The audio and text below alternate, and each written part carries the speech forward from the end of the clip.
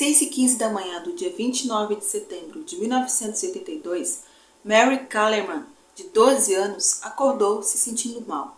Ela contou aos pais que estava com coriza e dor de garganta.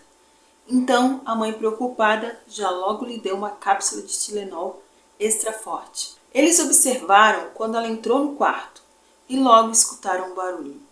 Correram para ver o que era e encontraram ela desmaiada. Então, eles correram para o hospital e por volta das 10 horas da manhã, ela é declarada morta.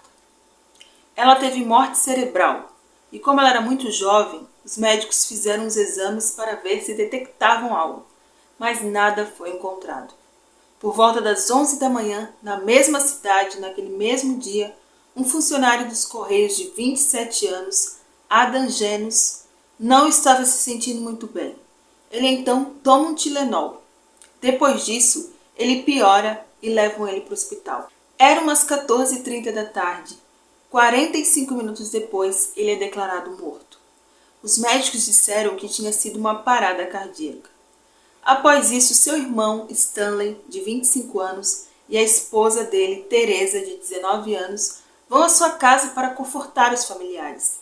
Eles estavam muito abalados, depois de chorarem muito, estavam com dor de cabeça.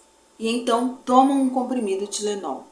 Isso foi por volta das 17 horas. E logo eles se sentem muito mal, reclamando de dores no peito.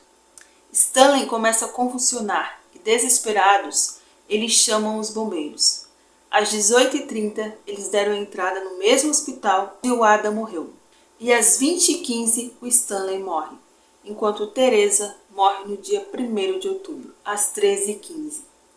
Enquanto tudo isso acontecia, Ellen Jensen, que era enfermeira pública do subúrbio de Arlington, recebe uma ligação de Chuck Kramer, membro do Corpo de Bombeiros, informando sobre as mortes na família Janus, e pedia a presença dela no hospital. Ali, ela viu a esposa de Adam e a interrogou sobre o que havia se passado naquele dia. A seguir, por sugestão do investigador Nick, foram até a casa do Adam, averiguar o que estava fora da normalidade. Chegaram na residência do Adam por volta das 20 horas. Enquanto o investigador Nick revistava a casa em busca de contaminantes, a enfermeira Ellen examinou os remédios. E ao olhar a caixa de Tylenol, ela observou que faltavam 6 comprimidos. Ela imediatamente associou o fato às 3 vítimas do envenenamento. E quando retornaram ao hospital, ela levou o frasco com ela. Lá, ela colocou a embalagem no balcão e declarou: "Esta é a causa." No momento, não acreditaram nela. O investigador Nick, então, contatou os investigadores que haviam recolhido as evidências do primeiro caso da menina Mary Kellerman e pediu que fosse levado até ali a caixa de Tylenol que eles tinham colocado como evidência. A mãe de Mary contou aos médicos que a última coisa que ela tinha tomado foi o Tylenol. Então, talvez por isso os investigadores colocaram como única evidência. Mas no momento ninguém imaginava que era o remédio. Enquanto isso, naquele mesmo dia, mais pessoas estavam indo a outros hospitais. Mary Lynn Heiner, uma dona de casa de 27 anos que havia poucos dias dado à luz ao 4º filho, comprara às 15 horas numa loja um frasco de 50 cápsulas de Tylenol, que meia hora depois ingeriu em sua casa, um dos comprimidos, vindo a entrar em coma. Levada ao hospital, no dia seguinte é desligada dos aparelhos e declarada morta pouco depois das 9 horas. A vítima seguinte, Mary McFarland, de 32 anos, ingeriu Tylenol quando estava no trabalho. Mãe de 2 filhos, Mary desmaiou por volta das 18h35 e é levada para outro hospital, onde morre no dia seguinte às 3h18. E Paula Prince, comissária de bordo de 35 anos, que comprara no dia 29 um frasco de 24 unidades de Tylenol extra forte, às 21h16. Menos de 15 minutos depois, ela ingere uma cápsula no seu apartamento e seu corpo foi descoberto no dia 1º de outubro, sendo declarada morta às 18h45. Quando o investigador Nick recebeu as amostras, ele constatou que a numeração dos lotes era a mesma. Enquanto isso, os médicos já enviavam o sangue das vítimas para exame, suspeitando do cianeto como causa do envenenamento. Nick contatou por telefone o vice-legista e este pediu para ele abrir os frascos e cheirá-los. Ao fazer isso, o detetive sentiu o cheiro de amêndoas, o que foi uma sorte, pois somente metade da população consegue perceber o aroma do cianeto. Nesse cianeto existe esse aroma de amêndoas. Isto ocorreu às 22 horas do dia 29. No dia seguinte, o resultado laboratorial foi: as 3 vítimas haviam recebido doses de 100 a 1000 vezes acima do letal cianeto. Eles ainda não sabiam das outras mulheres que também foram para o hospital e morreram. Na manhã do dia 30 de setembro, um advogado da Johnson & Johnson esteve no escritório do legista e disse que não havia como ocultar a ligação entre o cianeto com o Tilenol. Houve uma conferência de imprensa onde se informou a presença do veneno por volta das 10 horas. Em sua casa, a enfermeira Ellen foi informada pelo esposo de que confirmaram ser o mesmo Tilenol o instrumento usado para envenenar as vítimas. E ela logo ligou ao departamento de polícia e disse que precisavam tirar o remédio das prateleiras. O subchefe de polícia que ela estava deu a ordem para a retirada imediata do produto nos pontos de venda. Às 15 horas daquele mesmo dia, a farmacêutica anunciou que ia tirar todo o lote suspeito. Todas as farmácias tiraram das prateleiras qualquer produto que tivesse. Eles tornaram público que algumas das cápsulas continham cianeto.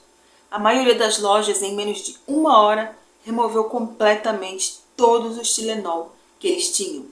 Foi então instituído um gabinete de crise e emitida uma nota oficial no qual a empresa se comprometia, em primeiro lugar, com a saúde das pessoas, mesmo que isso significasse um prejuízo de milhões de dólares. Uma resposta que ficou conhecida como um dos melhores gerenciamentos de crise.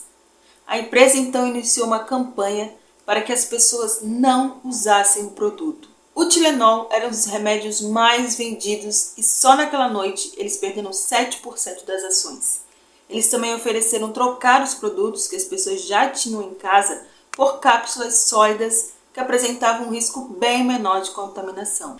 As cápsulas que tinham cianeto eram aquelas que dá para abrir e tem um pó dentro. Então as sólidas não tem como. Após as 7 mortes no início de outubro, os investigadores ligaram finalmente os casos de envenenamento ao Tilenol. Após essa ligação, a McNeil, subsidiária da fabricante, adotou medidas como o recolhimento de todas as embalagens do remédio ainda à venda no país. E a indústria e sua subsidiária também efetuaram a troca gratuita de remédios, enquanto a população era alertada a não ingerir nenhum Tilenol. Cápsulas contendo veneno foram encontradas vindas de mercados e farmácias na área de Chicago. Deduziu-se então que o envenenamento se dera naquela cidade, já na etapa de venda e não na produção. E a polícia supôs que o assassino havia adquirido as cápsulas para então inserir o cianeto, depois repondo-as nos pontos de venda. Mesmo com a Johnson & Johnson e sua subsidiária McNeil oferecendo recompensa por informações, as investigações não conseguiram encontrar o culpado. Os comprimidos contaminados vieram de fornecedores diferentes, mas a questão permanecia: de onde o veneno tinha vindo? A polícia chegou à conclusão que essas caixas deveriam ter sido pegas pelo autor, e então ele adulterou e depois colocou de volta nas prateleiras. Apesar do caso ter sido amplamente divulgado na mídia do país todo, o culpado nunca foi encontrado. Teve um homem que enviou uma carta a Johnson & Johnson exigindo $1 milhão para parar o crime. Por meio das impressões digitais deixadas no envelope, a polícia identificou o chantagista. Era James Lewis, morador de Nova York. Mas os policiais não encontraram qualquer evidência. Ele acabou condenado por extorsão e cumpriu 13 anos de prisão de uma sentença de 20 anos. Na mesma época, os investigadores apontaram Laurie Dunn como suspeita. A mulher havia envenenado várias pessoas e atirado na população em um tumulto próximo, em Illinois. Contudo, não encontraram nenhuma conexão dela com os crimes. Então, passou-se muito tempo e não encontraram nada, nenhum suspeito. Então, no ano de 2009, o FBI reabriu o caso. E em 2011, o órgão investigativo anunciou que estava solicitando à Justiça autorização para a retirada do DNA de Ted Kaczynski, conhecido como Unabomber, por suspeita de estar envolvido no caso, e o mesmo havia se recusado a fornecê-lo espontaneamente. A porta-voz do órgão informou então: como parte de nosso reexame das evidências desenvolvidas em conexão com os envenenamentos por Tilenol em 1982, nós tentamos conseguir amostras de DNA de vários indivíduos, incluindo Ted Kaczynski, mas eles não acharam provas contra ele. Na época, eles conseguiram tirar todo o estoque envenenado e as vendas do Tilenol voltaram a todo vapor. Eles colocaram as cápsulas sólidas e essas embalagens invioláveis, que deixavam os consumidores muito mais tranquilos. Se você comprasse uma embalagem, você ia conseguir ver se ela tinha sido adulterada ou não. A resposta da empresa foi amplamente anunciada como uma das melhores respostas a uma crise corporativa de todos os tempos. Alguns meses depois dessas mortes terríveis, as ações da Johnson & Johnson dispararam até mais alto do que elas eram antes. Infelizmente, esse caso é terrível. Imagina um parente morrer e você vai visitar a família para confortá-los e sai de lá mortos também. E para a família perder 3 de uma vez. Fora as outras vítimas. É inacreditável. E fica toda a questão no ar até hoje. Quem fez isso? Por que tanta maldade? Como? Então, gente, esse é o caso de hoje. Um caso, assim, muito mirabolante. Terrível, né? E até hoje ninguém sabe o que aconteceu realmente, quem que fez isso. Então, assim, vocês já ouviram falar nesse caso? Comentem aqui se vocês já tinham ouvido. E se vocês gostam de casos reais, lendas e mistérios, fique por aqui. Um grande abraço e até o próximo vídeo.